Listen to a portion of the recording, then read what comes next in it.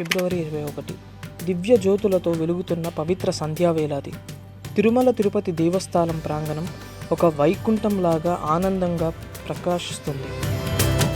వేదఘోషాలు, మంగళ వాయిద్యాలు, ప్రతి శబ్దంలో భక్తి, ప్రతి మనసులో నామం, ప్రతి మనసులో నమ్మకం. ఈ దివ్య సేవలో పవిత్ర నేతృత్వం వహించింది ఏవి రెడ్డి గారు.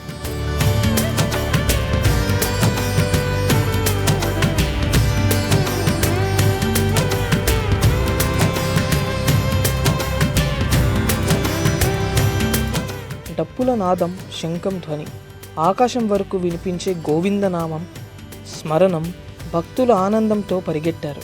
ఇది అందరూ ఎదురు చూసే ఒక దివ్య క్షణం.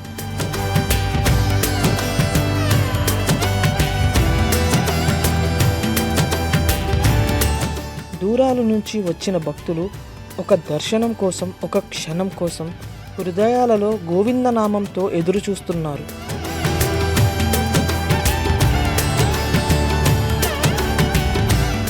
గరుడ వాహనంపై విర్రజిల్లుతున్న వెంకటేశ్వర స్వామి వారి మహిమ, గరుడ అలంకరణలో దివ్య తేజస్సుతో ప్రకాశిస్తూ భక్తులకు కరుణ కటాక్షం ప్రసాదించే ఆ దర్శనం చూడగానే మనసులు భక్తిలో లీనమైపోయినాయి.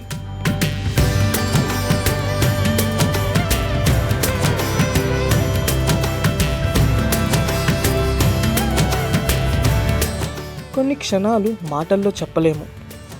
కన్నులలో ఆనంద బాష్పాలు, హృదయాలలో పరమానందము.